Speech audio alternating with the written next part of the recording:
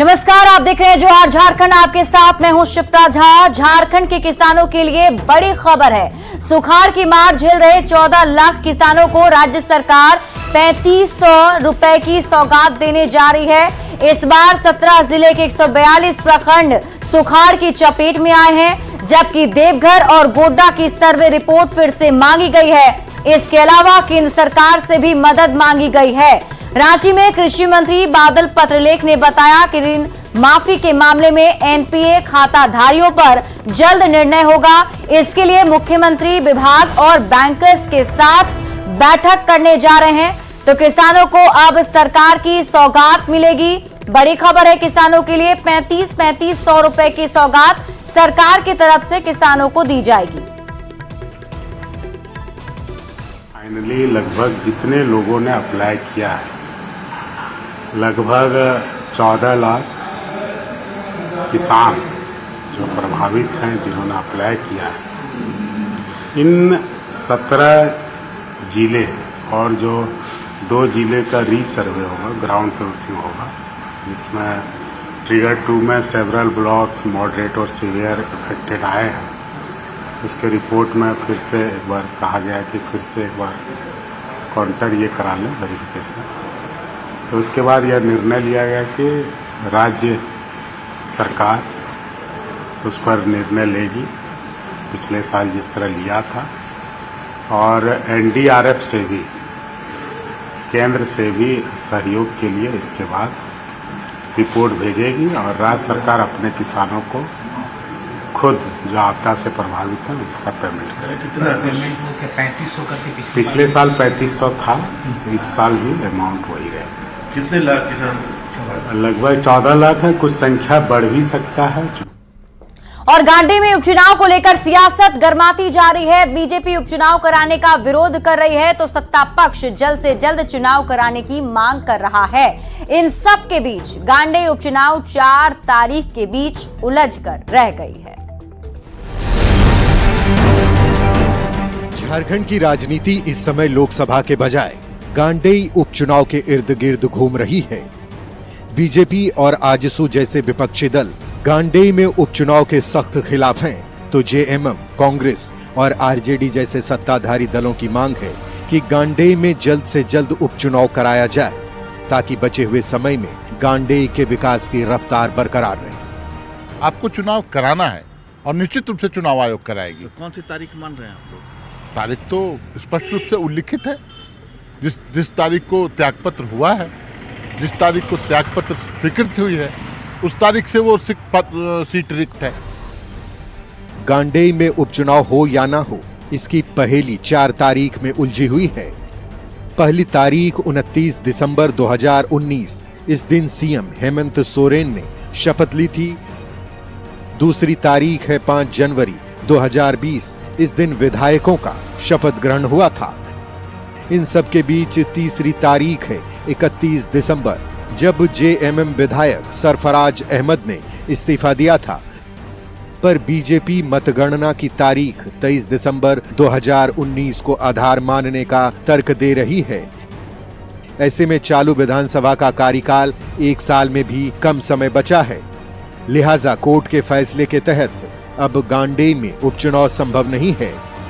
23 दिसंबर को परिणाम घोषित हुए थे। 23 दिसंबर से लेके 5 साल बाद 22 दिसंबर तक के लिए ये विधानसभा फिक्स हो गई। सरकार बने न बने, शपथ ले न ले, ये तो राजनीतिक घटनाक्रम है। इसको विधानसभा के गठन से कोई लेना देना नहीं। सत्ता पक्ष और विपक्ष के आरोप प्रत्यारोप के बीच सबके मन में यही सवाल है कि गांडेय में उपचुनाव होगा या नहीं, और होगा तो कब होगा। ऐसे में सत्ता पक्ष के पास 2 तारीख है, 29 दिसंबर और 5 जनवरी। सरफराज अहमद ने अपना इस्तीफा दिया है 31 दिसंबर को। ऐसे में कुल 4 तारीख सामने हैं। किस तारीख पर मुहर लगती है, यह देखने वाली बात होगी। संजय कुमार सिन्हा, न्यूज़ 18, रांची।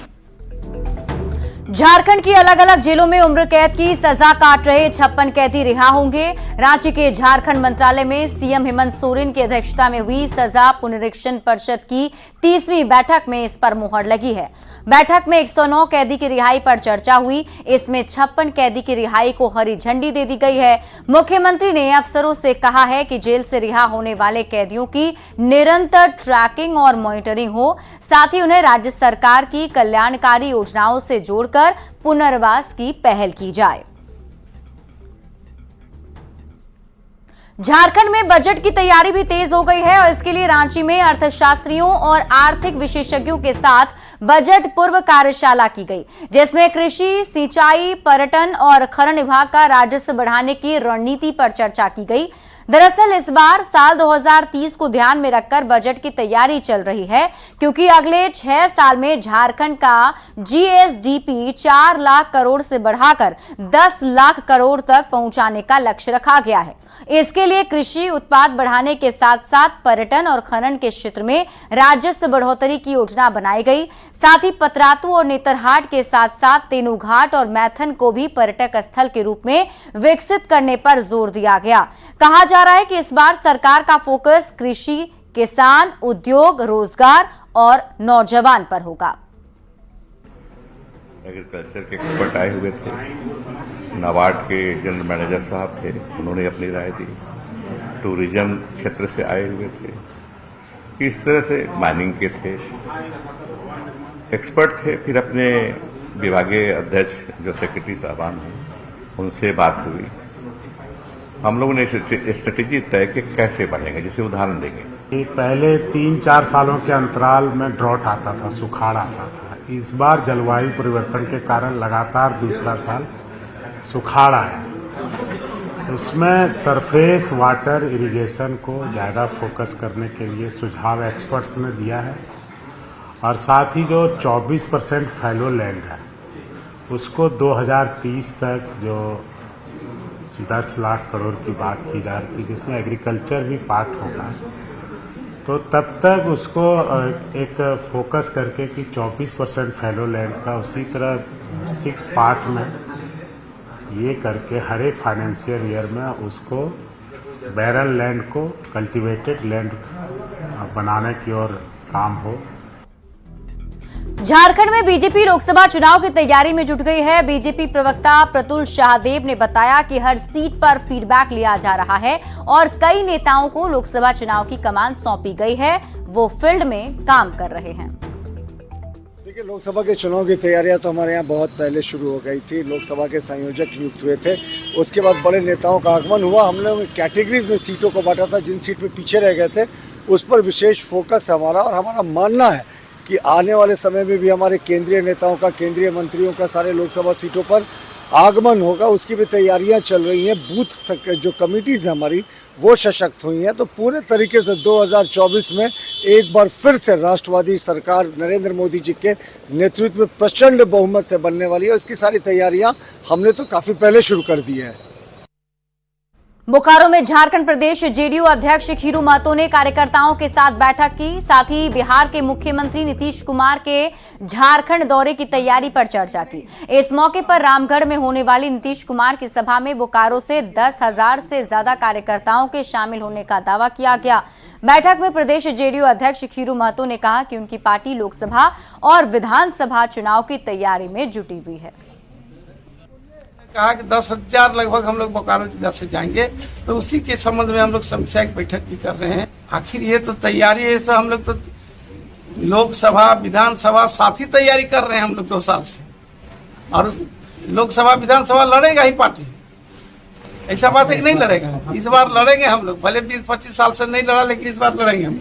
क्या गठबंधन के तहत ही लड़ेंगे हम लोग। इंडिया गठबंधन के सबसे बड़ा हमारे नेता है पुरोधा, लोकप्रिय मुख्यमंत्री जो अभी राष्ट्रीय अध्यक्ष हैं, उन्होंने इंडिया गठबंधन बनाने अहम भूमिका निभाई है पूरे देश में।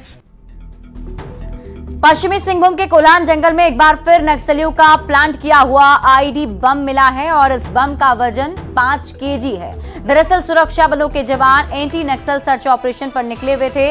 इसी दौरान हेसा बांध और जोजो हाथू के बीचों बीच जंगली और पहाड़ी इलाके से 5 केजी वजन का आईडी बम बरामद किया गया। ये आईडी बम सुरक्षा बलों को निशाना बनाने के लिए लगाया गया था, पर सुरक्षा बलों ने समय रहते इस आईडी बम को बरामद कर लिया और नक्सलियों की बड़ी साजिश को नाकाम कर दिया। इधर ऊपर कोई आता तो नहीं है ना।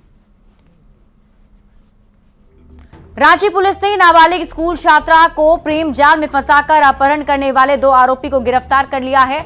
आरोपी माजिद ने लड़की को प्रेम जाल में फंसाया और अरबाज नामक सहयोगी के जरिए उसे एक महिला के पास भेज दिया। वो उस लड़की को कार से कोलकाता ले गया, जहां माजिद पहले से मौजूद था। इसी दौरान रांची पुलिस ने माजिद और अरबाज को गिरफ्तार कर लिया है, पर वो महिला अभी भी पुलिस की गिरफ्त से बाहर है। पुलिस ने 164 के तहत पीड़ित का बयान कोर्ट में दर्ज करवाया। इसके बाद उसकी मेडिकल जांच कराई गई। पुलिस पता लगाने की कोशिश कर रही है कि इस घटना के पीछे कोई साजिश तो नहीं है।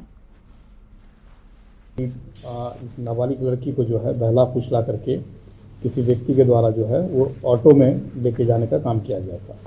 और भी अनुसंधान में जब हम लोग आगे बढ़े हैं तो अनुसंधान में पता चला कि एक बिना फर्जी नंबर लगा करके ऑटो जो है उसको पर्दे में ढक करके इस बच्ची को ले जाने का काम किया गया था। हजारीबाग पुलिस ने कोल कंपनी से रंगदारी मांगने वाले अपराधी रौनक कुमार को गिरफ्तार कर लिया है। बीते दिन गिद्दी के जय अंबे रोड लाइंस कंपनी पर 3-4 अपराधी ने हमला किया था। साथ ही रंगदारी नहीं देने पर जान से मारने की धमकी दी थी। ट्रांसपोर्ट कंपनी के इंचार्ज प्रदीप नारायण ने गिद्दी थाने में एफआईआर दर्ज कराया था। इस घटना के बाद एक बार फिर ट्रांसपोर्ट कंपनी के इंचार्ज को फोन पर विकास तिवारी के नाम पर रंगदारी मांगी गई।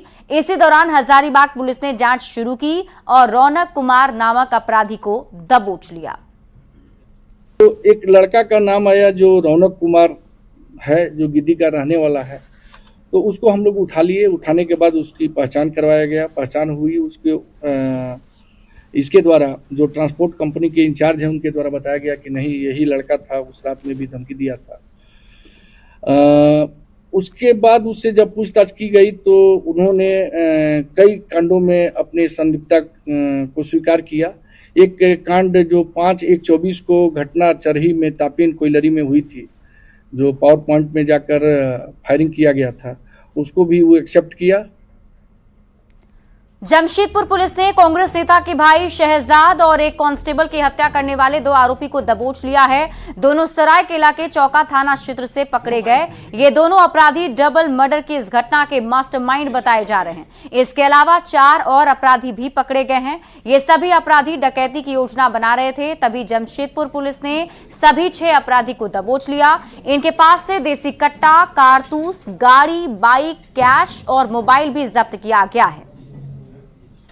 स्वर्णरेखा नदी के किनारे पंप हाउस के पास कुछ अपराधकर्मी एकत्रित हुए हैं जो हरवे हथियार से लैस भी हैं और किसी बड़ी आपराधिक घटना को अंजाम देने की तैयारी में है। इसको लेकर पुलिस अधीक्षक ग्रामीण के दिशा निर्देशन में डीएसपी मुसाबनी के नेतृत्व में एक टीम का गठन किया गया और इनके द्वारा कार्रवाई करते हुए 6 अपराधकर्मियों को गिरफ्तार किया गया, जिनके पास से एक देसी कट्टा, 3 जिंदा गोली, 1 चापड़ और कुछ अन्य परंपरागत सामान जो है वो बरामद हुआ है।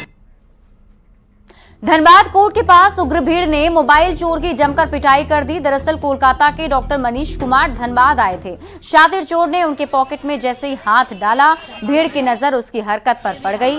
इस दौरान उस पर दनादन लात घूंसे बरसाए गए और उसे पुलिस के हवाले कर दिया गया। ले रहे थे, ऊपर वाले पॉकेट में इस तरीके से मोबाइल रखा हुआ था, ले रहे हैं, इधर साइड से हाथ देकर किसको निकाल रहा है एकदम। और बगल वाले भैया देख लिए वो भी, अब चूंकि अब हाथ से आएगा तो पता तो चलेगा, देखे तो उसको पकड़ लिए। ऐसे मतलब खुलेआम सबके सामने में ऐसे करेगा, आम आदमी का भी मोबाइल चोर जाएगा तो हमको कितना परेशानी होगा। मोबाइल छोड़, दाम क्या कुछ भी हो, मोबाइल मेन तो है कि फोन पे बात करना, कहीं कांटेक्ट करना, सब कुछ खत्म तो आदमी तो परेशान होगा ही, छोड़ना नहीं चाहिए। बच गया वो, पुलिस के हवाले किए हैं और कितना लोग का चोरी किया है उससे निकलवाना चाहिए। का जो है मोबाइल चोरी करने का प्रयास कर रहा था और रंगे हाथ पकड़ा गया। जगह है उसका जेल, यही सामान थोड़ी रिकवरी होगा। चोर है, रोड हमको भी है, रोड हाँ, उसको हम पकड़े और 3 लोग हम लोग खुद देखे हैं कि वो लड़का चोरी करने का प्रयास किया है। झारखंड में साइबर क्राइम के खिलाफ बड़ा हथियार बन चुके डायल 1930 सर्विस जल्दी 24 घंटे चालू रहेगी। सीआईडी के डीजी अनुराग गुप्ता ने बताया कि इसके लिए नई बिल्डिंग मिल गई है, जहां जल्द ही डायल 1930 सर्विस को 24 घंटे के लिए शुरू किया जाएगा। इस नंबर पर मिली शिकायतों के आधार पर न सिर्फ कई शातिर अपराधी पकड़े गए हैं, जबकि मोटी रकम की रिकवरी भी हुई है। इसमें झारखंड के गृह सचिव जो है उन्होंने बहुत सहयोग दिया हमारे को। हमारे को बिल्डिंग अलॉट कर दी गई है, हमारा अभी टेंडर हो गया है, हमारे पास कुर्सी टेबल वगैरह सब आ रहे हैं, नए कंप्यूटर्स आ रहे हैं और मुझे विश्वास है कि अगले 15-20 दिनों में, 1 महीने में हम लोगों का ये 1930 कारगर रूप में चलेगा। और हम अभी ये चल रहा है सिर्फ सुबह 10 से लेकर के शाम 6 बजे तक, और चूंकि हमारे पास संसाधन नहीं है, लेकिन अगले 1 महीने में हम इसको 24/7 24 घंटे 7 दिन चलाएंगे। तो पहला तो हमारा ये हो गया इंडिवर। धनबाद में झोला छाप डॉक्टर के गलत इलाज के चलते प्रसव के दौरान महिला ने दम तोड़ दिया। ये घटना निरसा के तेतुलिया मोड़ के पास हुई है। गर्भवती महिला लुगुमनी मरांडी को सेवा क्लिनिक एंड नर्सिंग होम में भर्ती किया गया था। ऑपरेशन के दौरान महिला ने बच्चे को जन्म दिया, पर इसके 1 घंटे बाद महिला की तबीयत बिगड़ गई और उसकी मौत हो गई। परिजनों ने झोला छाप डॉक्टर पर इलाज में लापरवाही का आरोप लगाकर हंगामा मचाया। मामला बढ़ने पर मोटी रकम देकर मामले को रफा दफा करने की कोशिश की गई। वहीं एडीएम ने सिविल सर्जन की घटना की जांच करने का आदेश दिया है। जो महिला थी कल रात को लेके आने के बाद उनको यहाँ डिलीवरी पेशेंट थी, लेकिन इलाज के दौरान है उसका देहांत हो गया। और ये अभी विशेष निर्देश दे रहे हैं। आज की बैठक में संपन्न हुआ कि टीम को अविलंब निर्देश दिया जाए कि इस तरह के जितने भी इलीगल अगर झोला छाप या कोई भी मेडिकल संस्था चल रही है तो उस पर नियमानुसार कार्रवाई सुनिश्चित की जाए। अविलंब जल्द से जल्द इस पर कार्रवाई की जाए। अभी ये तुरंत अभी मीटिंग में भी निर्णय। जर्मनी की महिला हॉकी टीम रांची में मिले स्वागत सत्कार से बेहद खुश है। रांची में प्रेस कॉन्फ्रेंस में जर्मनी टीम के कोच और कप्तान ने बताया कि उनकी टीम में अनुभवी और नए खिलाड़ी शामिल हैं। जर्मनी के शुरुआती मैच जापान और चिली से होंगे। इसके लिए जर्मनी टीम पूरी तरह रेडी है। साथ ही जर्मनी टीम के खिलाड़ियों ने कहा कि ग्राउंड में थोड़ा उछाल जरूर है, पर उनकी टीम बेहतर मैच खेलेगी। No, not really. So we start out the tournament game by game anyway, and I think the world rankings are always past oriented. Now we are here, so no one cares about the rankings anyway. I think the training sessions have been good so far. Obviously, it took us a little while to just arrive, fight a jet lag, and also get just used to all the circumstances. But yeah, like we said before, we're really happy. The way we found everything, the hotel, the people are really nice. Everyone around here is very welcoming. Yeah, we're not missing out on anything and ready to start the tournament. Ranchi के जगन्नाथ मंदिर में check Republic की महिला hockey खिलाड़ियों का सनातनी परंपरा से स्वागत किया गया। इस मौके पर महिला खिलाड़ियों को शॉल पहनाकर उनका स्वागत किया गया। साथ ही चेक रिपब्लिक की महिला खिलाड़ियों ने जय जय जगन्नाथ का उद्घोष भी किया।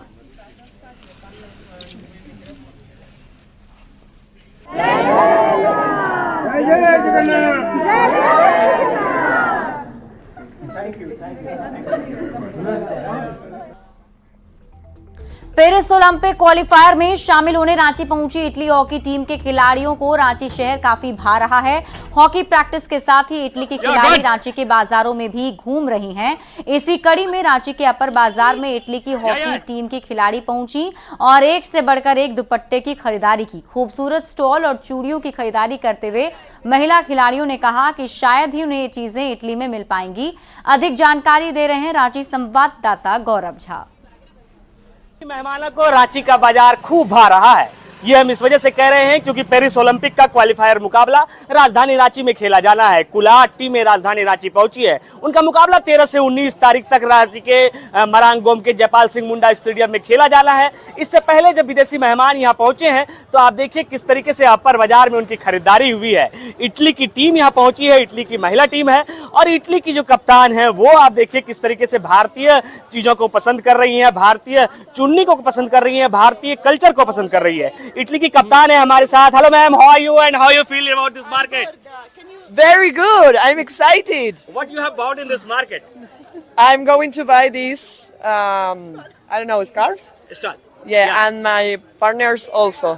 Thank you so much. Is it expensive or it is good? I don't know yet. I didn't pay yet, so we will see. We will see. Is it expensive or good? It depends. Do you like all those things? Yes, of course, I really do you like the Ranchi's culture and Jharkhand culture? What do you say about Ranchi's culture? It's very nice. I really like And the people of the Ranchi? It's very nice as well. They are receiving us very well. And what about the preparation of the tournament? We're looking forward to play and we will see when it starts. बिल्कुल हमारे साथ आप इनको लेकर आई हैं madam, क्या क्या खरीदारी करवा लेके अभी तक तो इन लोग दुपट्टा वगैरह खरीदिए, इनको बैंगल्स वगैरह भी खरीदना है अभी, फिर देखते हैं उन लोग क्या, वो जो जेंट्स मेंबर है उनको जेंट्स मटेरियल भी लेना है कुछ, देखते हैं। पसंद आ रहा है इनको? हाँ, पसंद तो बहुत ज्यादा आ रहा है, वो लोग लाइक पसंद कर रही है उधर घूमना फिरना। वैसे रेट ज्यादा तो नहीं लगा? नहीं, बात कर लिए हैं वो लोग ठीक से। हाँ बिल्कुल, हर जो शख्स है उनके हाथों में आप देखिए कि स्टॉल से उनकी हाथें भर गई हैं, भारतीय रुपए दुकानदारों को दिए जा रहे हैं। ये इस वजह से क्योंकि भारतीय चीजें इन्हें खूब पसंद आ गई है। Do you miss it in Italy? Well, I think we have it if you look for it, but not like this, just on the street at the market. And probably it's not the real traditional one, so that's why we came here. What about the Ranchi's public and the Ranchi's people? Well, everyone we've met so far has been very nice. So far we can only be very happy. A lot of supporting people, smiles and selfies everywhere. पहले stall की खरीदारी चली है, इसके बाद यहाँ से ये चूड़ियों की खरीदारी करने के लिए जाएंगे। जिस तरीके से चुन्नी प्रिंट्स के जो चुन्नी हैं, इसके अलावे जो कल्चर के हिसाब से बनाई गई ओढ़नी है, स्टॉल्स हैं, उसे ये खरीद रही हैं। और खरीदारी करने के बाद निश्चित रूप से भारतीय संस्कृति, भारतीय परंपरा और भारतीय चीजें इटली में भी नजर आने लग जाएंगी। गौरव झा, न्यूज़ 18, रांची। और फिलहाल इस बुलेटिन में अभी के लिए बस इतना ही। आप देखते रहिए न्यूज़ 18 बिहार झारखंड।